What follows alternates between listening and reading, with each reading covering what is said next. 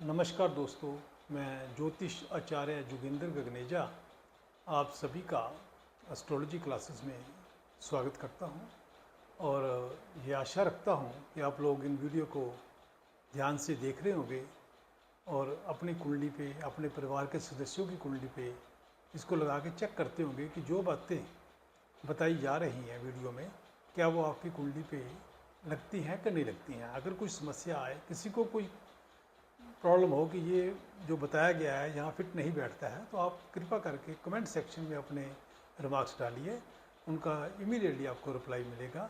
कुछ मेरे दोस्त जो हैं वो व्हाट्सएप पे, फ़ोन पे ऐसी बातें करते हैं, तो मैं उनको पुनः आग्रह करूँगा कि वो व्हाट्सएप और फ़ोन की बजाय अगर कमेंट सेक्शन में डालेंगे तो वो जितने भी बाकी दर्शक हैं सभी के लिए वो ठीक रहेगा और सबको उससे कोई ना कोई शिक्षा और प्राप्त होगी।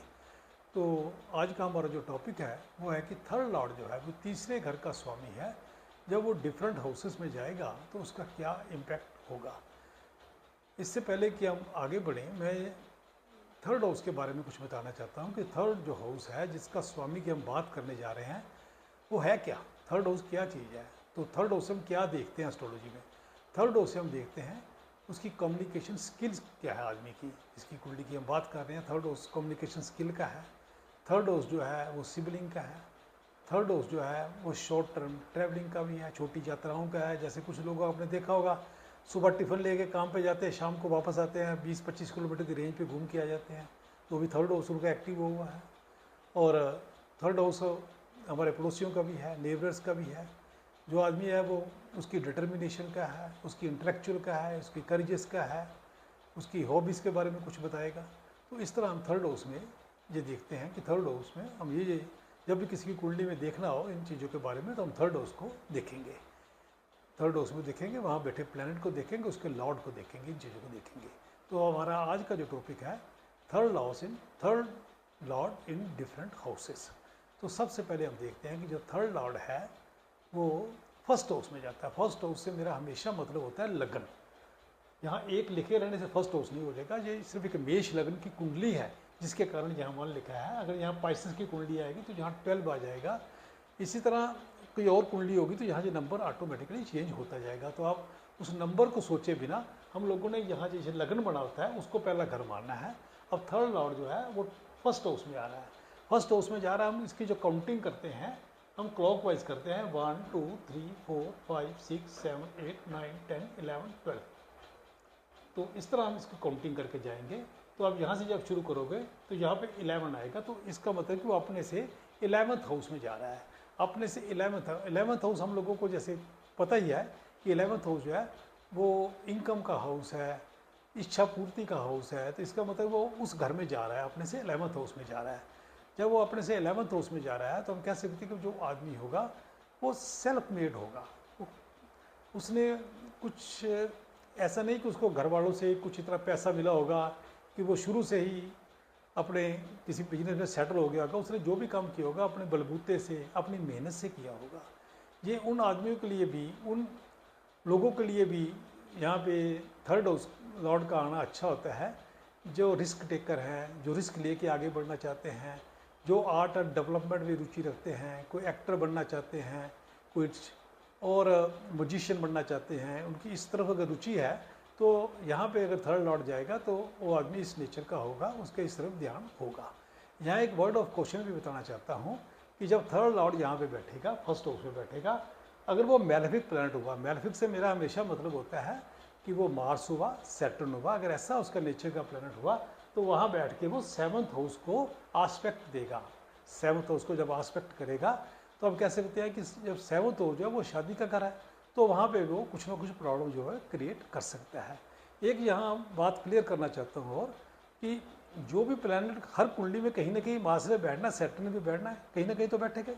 लेकिन जो भी प्लैनेट है जिसकी हम बात करते हैं वो तभी उसका फल देता है, चाहे अच्छा फल दे या बुरा दे, जब उसका पीरियड होता है। पीरियड का मतलब जब उसकी दशा अंतरदशा आती है। तो जब भी उस प्लैनेट की दशा अंतरदशा आएगी तो वो कुछ ना कुछ शादी में प्रॉब्लम जो है वो क्रिएट कर सकता है। अब जो थर्ड लॉर्ड है वो सेकंड हाउस में जा रहा है। सेकंड हाउस में जा रहा है मीन्स यहाँ जा रहा है, यहाँ जा रहा है तो अपने से 12वें में जा रहा है। जब भी कोई प्लैनेट जो है अपने से 12th हाउस में जाएगा तो हम कह सकते हैं कि जिस घर का वो लॉर्ड है उस घर की जो भी करेक्टरिस्टिक्स हैं उसमें कोई ना कोई कमी आने की संभावना बनी रहती है। अब ये थर्ड लॉर्ड जो है ये सिबलिंग का हाउस भी है, तो हम कह सकते हैं कि उस आदमी के अपने सिबलिंग के साथ अच्छे रिलेशन नहीं होंगे, या लॉस ऑफ सिबलिंग की भी हो सकता है, उसकी डेथ भी हो सकती है सिबलिंग किसी की। उसके अलावा वो आदमी जो है वो अननेसेसरी एक्सपेंसेस करेगा। लेकिन अगर वो थर्ड लॉर्ड जो है 12th हाउस में से चला गया अपने से, लेकिन प्लैनेट जो है वो बेनिफिक प्लैनेट है, तो हम ये कह सकते हैं कि वो खर्चा तो फिर भी करेगा, लेकिन खर्चा जब वो करेगा इस समय वो खर्चा अच्छे काम के लिए अपने परिवार के ऊपर खर्च करेगा, क्योंकि सेकंड हाउस जो मेरे कुटुंब का भी है, परिवार का भी है। अब थर्ड लॉर्ड जो है वो थर्ड हाउस में ही है। अगर कोई भी प्लैनेट अपने ही घर में है, अपने घर को दृष्टि देता है या अपने घर में ही उसकी प्लेसमेंट है, तो हम आंख मूंद के कह सकते हैं कि वो अपने घर को जो है स्ट्रॉन्ग कर देगा। अब जब थर्ड लॉर्ड थर्ड हाउस में है तो थर्ड हाउस स्ट्रॉन्ग हो जाएगा। तो हम इससे कह सकते हैं कि उसके डिपेंडेबल फ्रेंड सर्कल होंगे, अपने नेबर के साथ, भाई बहनों के साथ उसके अच्छे रिलेशन होंगे, वो आदमी काफ़ी इंटेलेक्चुअल होगा, वो डिटर्मिनेशन का आदमी होगा। इस तरह जो भी थर्ड हाउस की सब करेक्टरिस्टिक्स हैं वो सब पॉजिटिव उसको हम बोल सकते हैं। अब थर्ड लॉर्ड जो है वो फोर्थ हाउस में जा रहा है। फोर्थ हाउस जो है मदर का हाउस भी है, तो जो सिबलिंग है मेरे वो मदर के साथ अटैच हो सकते हैं। थर्ड जो फोर्थ हाउस है वो पीस ऑफ माइंड का भी है, वो प्रॉपर्टीज़ का भी है, वो हैप्पीनेस का भी है, तो आदमी खुश होगा, पीस ऑफ माइंड होगा। हम ऐसा बोल सकते हैं जब थर्ड लॉर्ड जो है वो फोर्थ हाउस में जा रहा है, उसका जो प्रोफेशन होगा वो घर के कहीं पास होगा। लेकिन अगर थर्ड लॉर्ड जो है वो फोर्थ हाउस में गया और अफ्लिक्शन में हो गया, तो हम फिर कह सकते हैं कि मदर के साथ अच्छे रिलेशन नहीं होंगे, उसको प्रॉपर्टी में कुछ प्रॉब्लम हो सकती है। अगर मार्स भी यहाँ पे जो है वीक हुआ तो हम कह सकते हैं कि भाई वो आदमी का अपना मकान नहीं होगा, वो सारी उम्र हो सकता है उसको किराए के मकान में रहना पड़ेगा। मार्स मैंने इसलिए कहा है क्योंकि मार्स जो है वो प्रॉपर्टीज़ का सिग्निफिकेटर माना जाता है। अब थर्ड लॉर्ड जो है वो पाँचवें घर में जा रहा है। पाँचवें घर में जा रहा है तो पाँचवां घर जो है वो बच्चों का घर है, और हम कैसे इस तरह हम इसकी व्याख्या कर सकते हैं कि जो मेरे सिबलिंग है, भाई बहन है, वो बच्चों के साथ, मेरे बच्चों के साथ अटैच होंगे, और जो सिबलिंग है वो अच्छी पोजीशन पे हो सकते हैं। एक बात और है, ये क्रिएटिविटी का उस भी है तो वहाँ पे लॉट ऑफ क्रिएटिविटी होगी, लव मैरिज का योगा भी बन सकता है। साथ में राहु कहीं हुआ तो हम कह सकते हैं कि जो शादी है वो आउट ऑफ कास्ट भी हो सकती है। थर्ड लॉर्ड अब सिक्स्थ हाउस में जा रहा है, यहाँ पे आ रहा है। जब यहाँ पे आएगा थर्ड लॉर्ड तो एक वह जो मेरा ब्रदर है कोई, वो डॉक्टर हो सकता है, या हम कह सकते हैं कि वो आर्मी में हाई रैंकिंग ऑफिसर हो सकता है।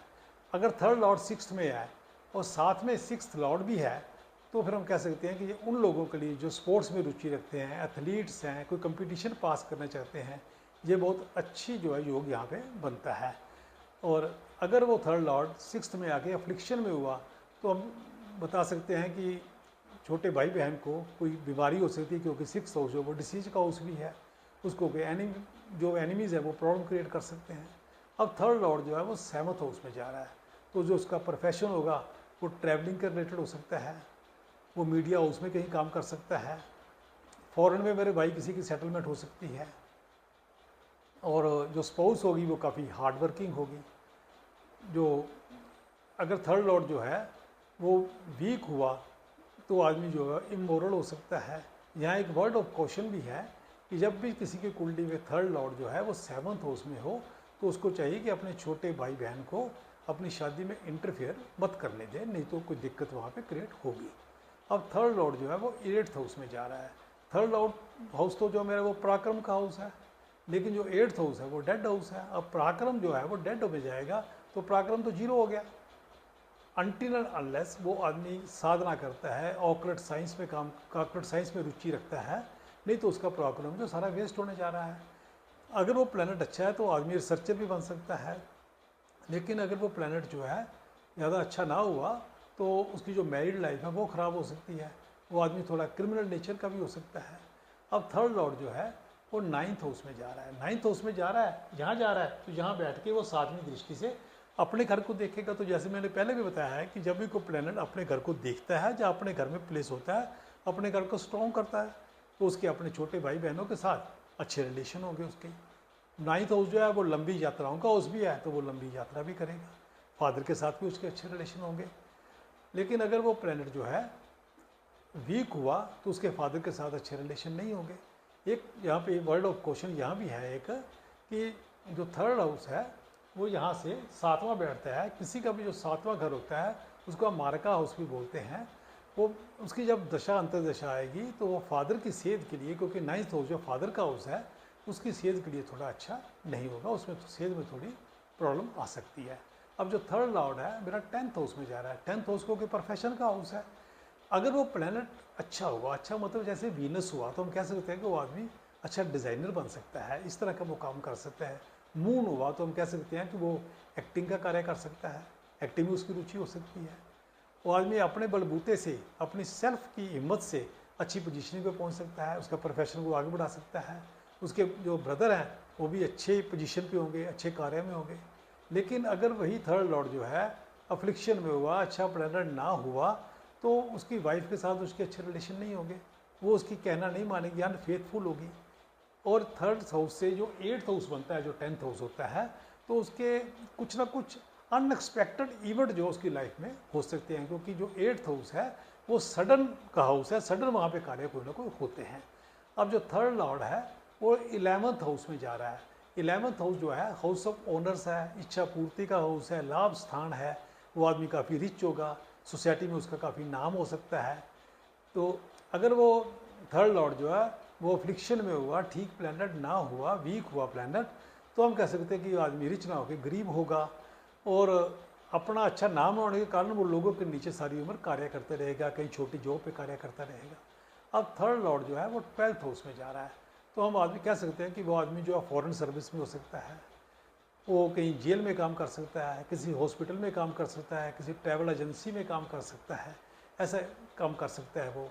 वो आदमी स्पिरिचुअलिटी की तरफ भी ध्यान दे सकता है, स्पिरिचुअल हो सकता है, चैरिटेबल हो सकता है। लेकिन अगर जो है वो थर्ड लॉर्ड वीक हुआ तो उसको भाई बहनों की तरफ से कोई नुकसान भी हो सकता है, क्योंकि जो 12th हाउस है वो खर्चे का हाउस है, वो अननेसेसरी लॉस हो सकता है, एक्सपेंसेस का किसके हो सकता है, उसके भाई बहनों द्वारा, छोटे भाई बहनों द्वारा उसको कोई नुकसान हो सकता है।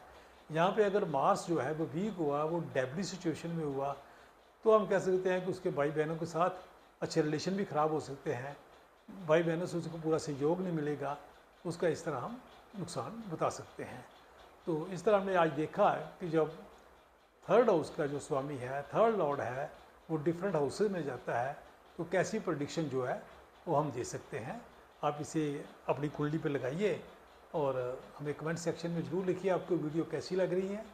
आपके जो सुझाव हैं हमारे लिए बहुत उपयोगी सिद्ध होंगे, हम उन पर और कार्य करने की कोशिश करेंगे। मैं और मेरी टीम हमेशा इसी बात पे लगे रहते हैं कि किस तरह आपको हम अच्छी अच्छी बातें और बता पाएँ।